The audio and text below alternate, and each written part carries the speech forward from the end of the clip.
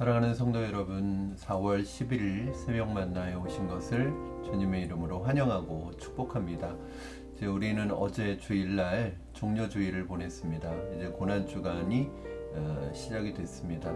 특별히 이번 주부터 이번 주간에 있는 고난주간 하루하루 예수님의 행적을 우리가 함께 묵상하며 주님의 고난을 묵상하는 시간을 갖기로 그렇게 우리가 했었는데, 여러분 그 주님의 고난을 묵상하면서 또 주님과 주님의 말씀과 한 주를 동행하시는 여러분 되기를 주님의 이름으로 축복합니다. 오늘 우리에게 주시는 하나님의 말씀은 시편 132편입니다. 시편 132편 1절부터 18절까지의 말씀 제가 여러분에게 읽어드리도록 하겠습니다. 여호와여, 다윗을 위하여 그의 모든 겸손을 기억하소서. 그가 여호와께 맹세하며 야곱의 전능자에게 서원하기를, 내가 내 장막집에 들어가지 아니하며 내 침상에 오르지 아니하고 내 눈으로 잠들게 하지 아니하며 내 눈꺼풀로 졸게 하지 아니하기를, 여호와의 처소 곧 야곱의 전능자의 성막을 발견하기까지 하리이다 하였나이다. 우리가 그것이 에브라다에 있다함을 들었더니 나무밭에서 찾았도다. 우리가 그의 계신 곳으로 들어가서 그의 발등상 앞에서 엎드려 예배하리로다. 여호와여, 일어나사 주의 권능의 교회와 함께 평안한 곳으로 들어가소서. 주의 제사장들은 의를 옷 입고 주의 성도들은 즐거이 외칠지어다. 주의 종 다윗을 위하여 주의 기름 부음 받은 자의 얼굴을 외면하지 마옵소서. 여호와께서 다윗에게 성실히 맹세하였으니 변하지 아니하실지라. 이르기를, 내 몸의 소생을 내 왕위에 둘지라. 내 자손이 내 언약과 그들에게 교훈하는 내 증거를 지킬진대 그들의 후손도 영원히 내 왕위에 앉으리라 하셨도다. 여호와께서 시온을 택하시고 자기 거처를 삼고자 하여 이르시기를, 이는 내가 영원히 쉴 곳이라. 내가 여기 거주할 것은 이를 원하였음이로라. 내가 이 성에 식료품과 풍족히 복을 주고 떡으로 그 빈민을 만족하게 하리로다. 내가 그 제사장들에게 구원을 옷 입히리니 그 성도들은 즐거이 외치리로다. 내가 거기서 다윗에게 뿔이 나게 할 것이라. 내가 내 기름 부음 받은 자를 위하여 등을 준비하였도다. 내가 그의 원수에게는 수치를 옷 입히고 그 왕에게는 왕관을 빛나게 하리이라 하셨도다. 아멘. 여러분, 성경 인물들 가운데 여러분이 생각하실 때 가장 하나님의 복을 넘치도록 받은 사람은 누구라고 생각하십니까? 아브라함이라고 생각하실 수도 있고 또 솔로몬이라고 생각하실 수도 있을 것입니다. 그러나 제가 생각할 때에는 하나님의 복을 가장 충만하게 받았던 사람은 다윗이 아닌가 생각을 합니다. 다윗은 하나님에게 전무후무한 그런 복을 받았죠. 사랑을 받았습니다. 아마 다윗처럼 하나님의 사랑을 받았던 사람이 또 있을까 그런 생각이 듭니다. 그래서 참 다윗은 많은 신앙인들이 흠모하는 신앙의 사람이기도 하고요. 성경에 나오는 많은 제사장이나 어떤 성직자가 아니라 그냥 일반 평신도로서 정말 가장 하나님 앞에 빛나는 삶을 살았던 사람이 아닌가 생각합니다. 특별히 그렇다고 해서 다윗이 편안한 삶을 살았던 것은 아닙니다. 복을 받는다는 것이 꼭 편안한 것을 얘기하는 것은 아니죠. 다윗의 생애를 보면 정말 우여곡절이 많은 생애를 살았어요. 고단한 생애를 살았습니다. 그럼에도 불구하고 다윗의 생애가 정말 축복된 생애가 될 수 있었던 것은 그 다윗이 가지고 있었던 하나님을 향한 순전한 마음, 그 마음 때문이 아니었을까 생각을 합니다. 특별히 다윗이 받은 복 중에서도 가장 우리가 최고의 복으로 생각하는 게 뭐냐면 바로 우리가 흔히 말하는 다윗 언약이죠. 이 다윗 언약이라는 것은 무엇이냐면 바로 하나님께서 다윗의 왕위를 견고하게 하실 뿐만 아니라 다윗의 후손들이 그 왕위를 계속해서 이어가며 그 다윗의 가문과 그 다윗의 왕위가 견고하게 후손들에 의해서 견고해질 것이라는 복을 받았죠. 사실은 다윗의 복은 당대에 머무르는 복이 아니라 흘러가는 복이었고요. 사실은 당시만 하더라도 이 왕위는 세습되는 것이 아니었거든요. 왕위는 세습되는 게 아니라 특별히 하나님께서 지목하시고 하나님께서 부르신 사람이 그 왕위를 이어가는 것이 바로 일반적인 방법이었습니다. 그런데 하나님께서 다윗에게 왕위를 견고하게 하실 뿐만 아니라 그 왕이 다윗의 후손으로 오는 다윗의 후손들에게 그 왕위를 이어갈 수 있게 해주신 것이 바로 다윗 언약의 핵심이었죠. 근데 결과적으로 다윗의 후손들이 이 다윗의 왕위를 물려받았지만 그의 신앙을 물려받지는 않았습니다. 그렇죠? 그렇게 돼서 하나님께서 다윗의 언약을 약속하셨지만 사실은 그 후손들은 그 왕위를 잘 관리하지 못하고 그 왕이 갖추어야 될 왕의 본분을 망각하고 하나님의 명령에 불순종해서 오히려 이스라엘이라는 나라는 분열이 되고 또 유다라는 나라는 바벨론의 포로로 끌려가는, 그래서 왕위가 완전히 무너지는 결과를 가지고 왔습니다. 저는 안타까운 것은 이들이 아마 그럴 수도 있어요. 사람들은 그러면 다윗이 받은 왕이 다윗의 언약이 정말 복이냐?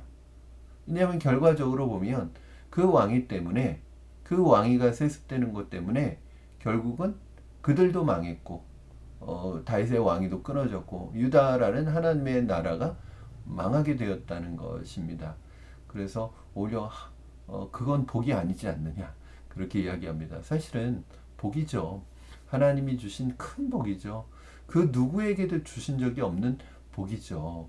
문제는 하나님이 복을 주신 게 문제가 아니라 그 사람들이 그 복을 당연한 것으로 알고 그 복을 잘 관리하지 못한 것, 그것이 사람들의 한계고 그게 사람들의 죄가 아니겠습니까?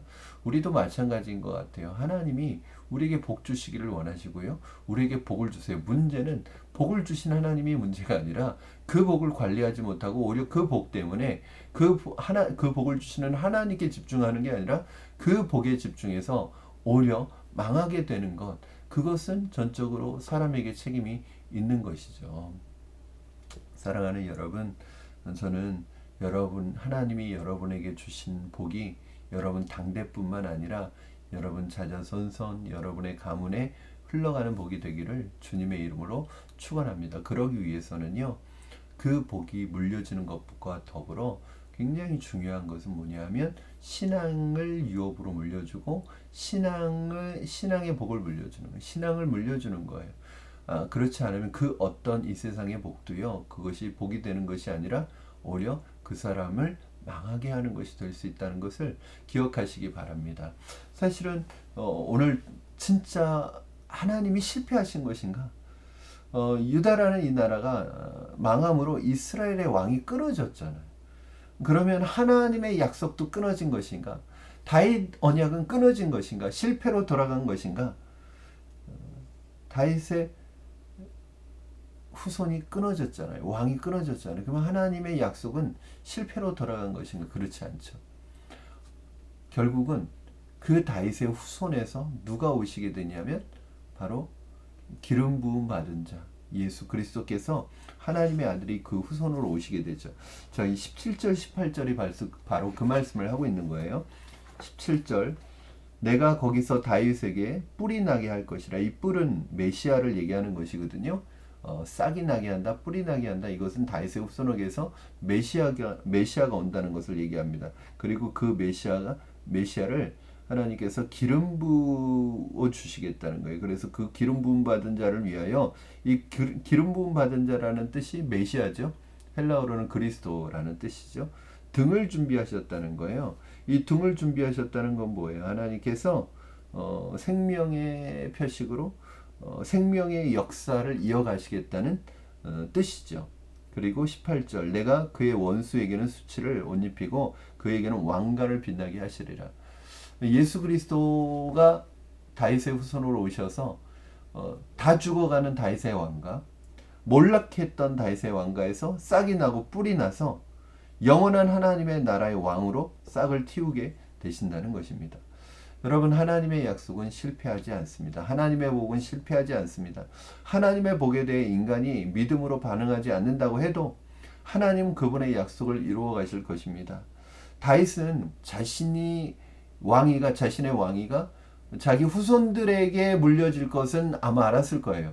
그러나 이 다윗 언약에 있는 그 다윗의 후손 속에서 이스라엘의 왕, 바로 메시아, 우리 주 예수 그리스도가 영원한 하나님 나라의 왕으로 오실 것은 아마 다윗도 몰랐을 것입니다.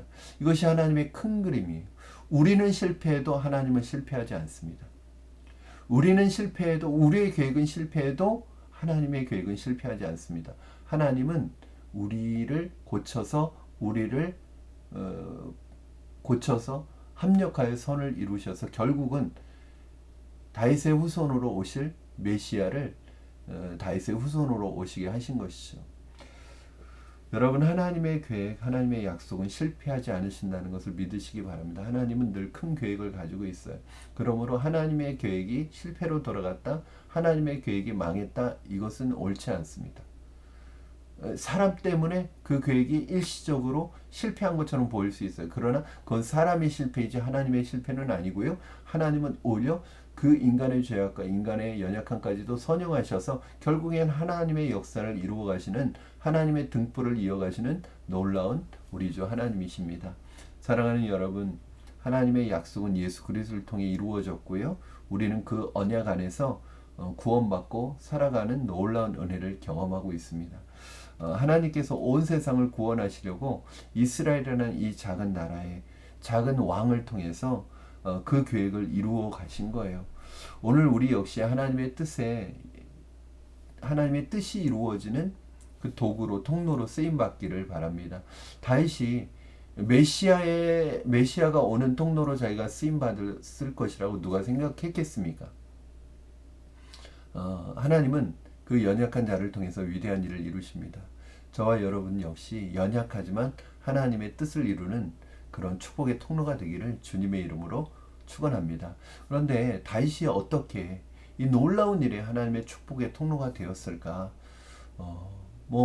우연히 하나님이 그냥 다윗이 어느 날 눈에 띄어서 그런 게 아니죠. 다윗은 어떤 사람이었냐면요, 정말 하나님께 드리는 예배, 그리고 하나님의 임재를 간절하게 사모하는 예배의 사람이었다는 것입니다. 여러분, 오늘 본문 말씀에 보면요, 2절부터 4절까지 보시면 이런 말씀이 있어요. 그가 여호와께 맹세하며 야곱의 전능자에게 선하기를, 내가 내 장막집에, 이게 다윗입니다.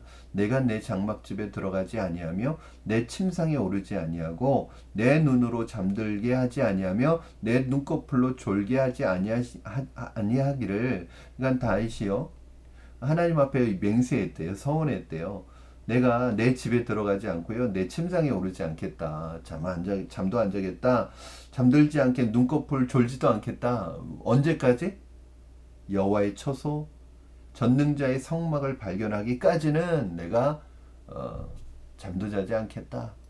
그러면 전능자의 장막이 뭐겠어요? 성막이고 성전이겠죠. 하나님을 예배하는 것이겠죠. 다윗은 이 정도로 하나님의 임재와 예배를 사모했던 사람입니다. 다윗은요, 왕이기 전에 예배자였습니다. 저는 여러분이 여러분의 어떤 직업 이전에, 저는 목사 이전에, 여러분 어떤 직업을 가지고 있는 그 직업 이전에 여러분이 예배자가 되기를 주님의 이름으로 축원합니다. 하나님은 예배자를 기뻐하십니다. 오늘도 그 예배자를 찾고 계십니다. 하나님 앞에 예배자로 살아가시기를 바랍니다. 그러면 하나님께서 우리를 하나님의 나라의 역사의 큰 그림 속에서 축복의 통로로 우리를 사용하여 주실 줄로 믿습니다. 여러분, 이번 한 주도 그런 예배자로 살아가시기를 주님의 이름으로 축복합니다. 기도하겠습니다. 살아계신 하나님 아버지, 감사합니다. 오늘 다윗이 하나님 앞에 이 놀라운 은혜를 누리고 살았던 것처럼 하나님, 우리도 그렇게 살아가기를 원합니다. 하나님, 우리가 예배자가 되게 하여 주시옵소서. 예배를 사모하며 하나님의 임재를 사모하며 우리가 있는 그곳에 하나님의 나라를 이루며 살아갈 수 있도록 축복하여 주시옵소서. 살아계신 하나님 아버지, 무엇보다도 하나님의 약속과 계획은 실패하지 않음을 보게 됩니다. 때로는 나의 연약함으로 하나님의 계획이 실패하는 것처럼 보이지만 그것은 내가 실패한 것이지 하나님이 실패한 것은 아니며 하나님은 그 안에서도 하나님의 뜻을 이루어 가시는 것을 우리가 보게 됩니다. 그러므로 우리가 하나님을 신뢰합니다. 오늘 우리에게 약속하신 하나님의 약속과 비전이 나를 통해서 이루어지게 하여 주시고 무엇보다도 연약한 우리가 하나님의 축복의 통로로 쓰임받게 하여 주시옵소서. 오늘도 이번 한 주간 고난 주간도 예배자로 살아가는 우리가 되게 하여 주시옵소서. 감사드리며 예수님의 이름으로 기도하옵나이다. 아멘. 아멘. 사랑하는 성도 여러분, 이제 오늘부터 또 우리 하루하루 주님의 고난을 묵상하며 그 은혜 가운데 살아가시기를 주님의 이름으로 축복합니다.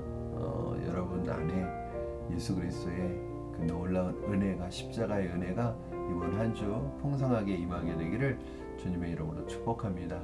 여러분 기억하십시오. 이번 금요일은 성금요 예배로 드리게 됩니다. 가능하다면 우리 아이들과 함께 나와서 그 성금요 예배 하나님 앞에 드리는 시간이 되었으면 좋겠습니다.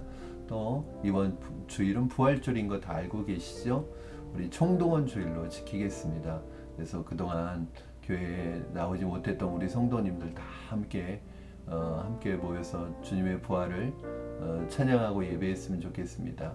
그리고 그동안 보이지 않던 분들에게도 우리 서로 연락하셔서 함께 예배의 자리로 인도하셨으면 좋겠습니다. 감사합니다. 여러분 내일 또 새벽 만나에서 뵙겠습니다. 오늘 하루도 주님의 은혜로 충만하시기를 바랍니다. 감사합니다.